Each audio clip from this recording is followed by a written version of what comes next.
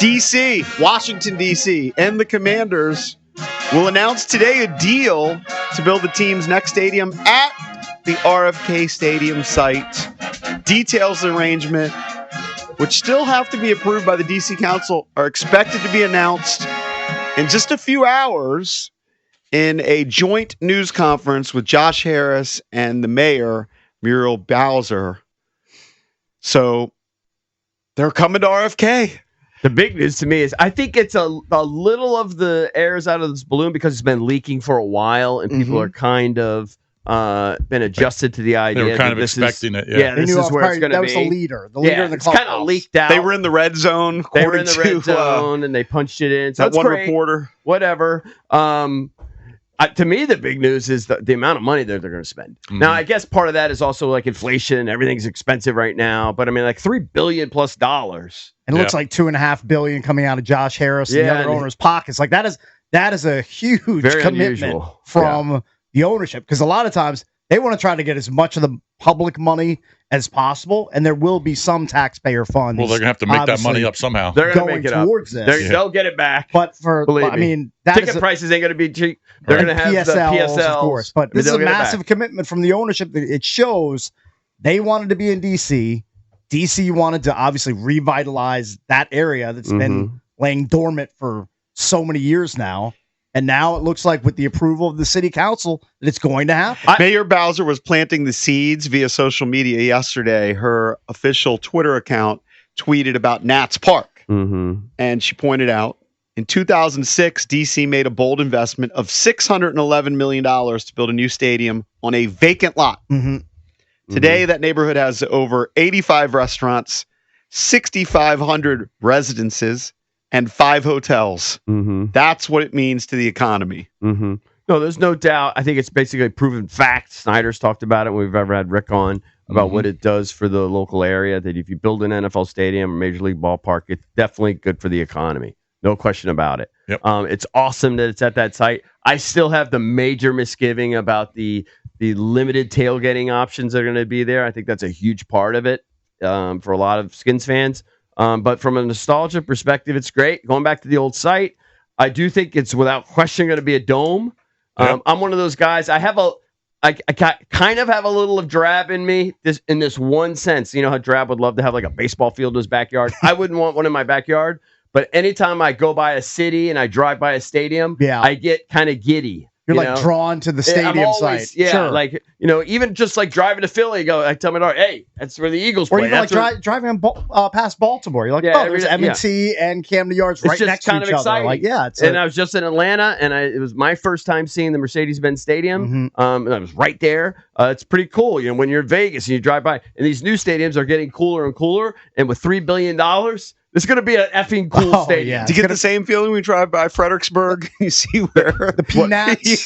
No, I mean, not quite the same. But level, you know what? I will say this: when I would drive by Richmond and I would see their little minor league baseball stadium, I would notice it because I just like stadiums. Just kind of wired that way. I noticed it the other day. The spot in Richmond is old. It's been there a long time. It's not that special. But, that little kid in you gets excited. And these stadiums today, I mean, I can't wait till the first renderings come out.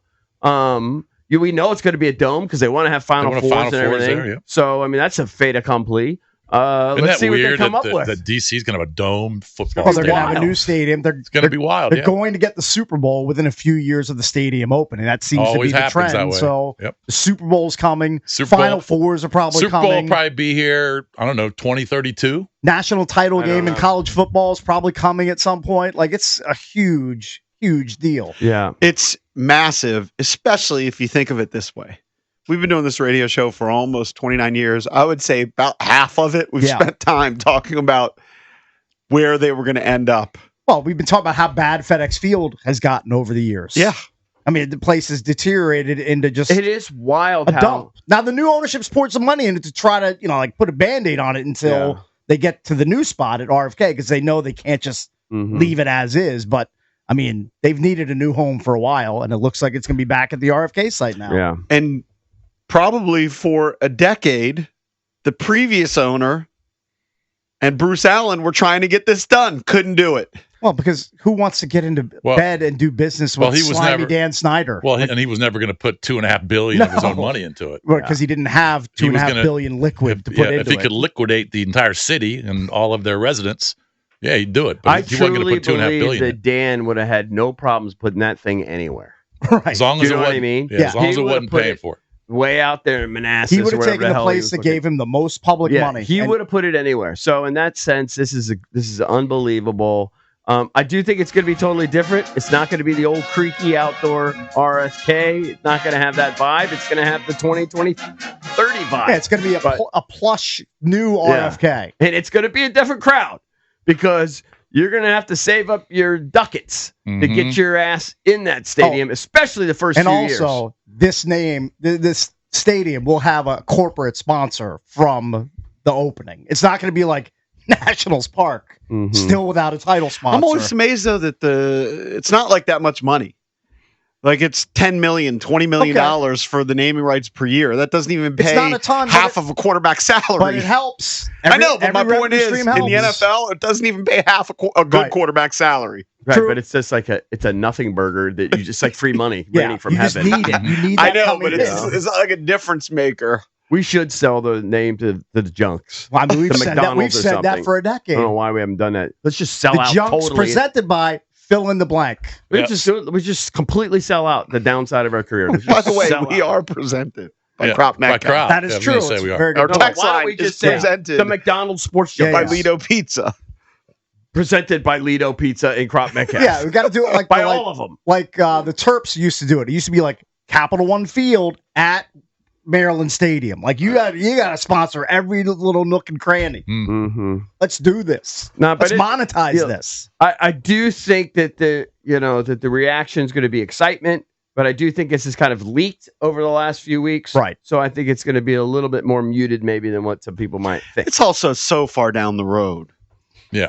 2030. I mean, in some ways, like when we get to 2030, we're like, man, that was the blink of an eye. Yeah. But when you're in 2025 and you're thinking about football seasons, you're going to have 2025, 2026, 2027, 2028, 2029. Still playing 5 more years. 5 full seasons at FedEx. If they actually hit that date and hit the target, which is 2030. Oh, well, if I'm Josh Harris and company, like you better have shovels in the ground, do all your environmental studies, whatever you need to do. It's going to be on an accelerated timeline. Like you don't want it to be more than 5 full seasons once you announce it.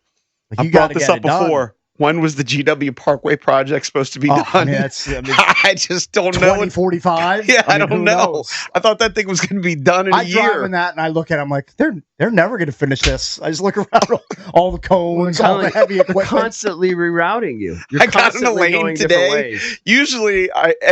Usually there's a couple of splits, and I'll usually go to the left. Today I went to the right, and all of a sudden I had a stop sign. I mean, I've never felt more like I'm in a real-life Mario Kart than when I'm driving on the GW Parkway. I mean, it is insane. Got to nail it between the Jersey walls. Oh, yeah. You better be paying attention. I mean, I'm definitely worried about just like scraping the right side of my car at some point. Well, as long as there's no major hurdles within the city, the DC City Council, voting against it and putting it on the back burner again, it should. I feel like stadiums always get built. What would their beef be? I don't know. The guy's going to pay for those guys that own the team are going to front the money. I would think that would get it done. Yeah. I mean, we're going to ultimately pay for it as fans, but they're going to front the money. Hey, it's a big feather in the cap for Mayor Bowser. First, they got the control of the 174 acres because DC didn't have control. They got control. And now it looks like they're going to build the stadium at RFK. She's the queen of sports, man. I mean, you got to give her that title. Like, she kept the Caps and Wizards in D.C., prevented them from moving to Virginia, and she's getting the Commanders to come back to the RFK site under her watch. It's kind of an L for your boy Wes Moore. Oh, he's definitely taking an L this morning. That's an L for him. He's not happy. I mean, there's only so much you could do. I mean, the sentiment from the ownership and the fans was to come to D.C. I mean, what's he going to do with all that land out at FedEx Field? I have no idea. Yeah. Or is that still owned by Josh Harris and company? Yeah, I don't know. I would predict in 10 years when it'll get knocked down and it'll turn into some huge townhouse complex. It's probably it's fate. Yeah, I would assume. It's definitely going to be homes. Yeah, they'll sell it to builders, and builders. Yes, they'll pay anything for land. That's what I'm guessing. But yeah, I wonder what kind of like accoutrements it's going to have that's going to like set it apart from, the other new stadium. Yeah. Over the course of time, by the way, the Landover area. Mm-hmm. Now they've built up a lot of nice stuff. There's Wegmans and there's all these restaurants and stuff. But they lost Landover Mall. Yeah. They lost the Capitol Center. Yeah, R.I.P. Eventually lose Someone FedEx. lived in Landover Mall wasn't a big loss. Just the cornerstones of my youth, JP. I spent so much time at Landover Mall just because we went there a lot when we were kids, it doesn't mean it was just saying. Great mall. Yeah. It's progress. Yeah. Sometimes progress isn't always progress. Right. No, but think about it. Like SoFi, what do you think about when you think about SoFi? When you think about it from afar? Modern. It's ultra modern. Those huge video screens inside are amazing. All the way around the stadium. There'll be something similar to that. With Dallas, I think about, and I don't know if the other stadiums have it, but they probably have something similar. How they have all these restaurants where the players run through or run by and all that on the field level.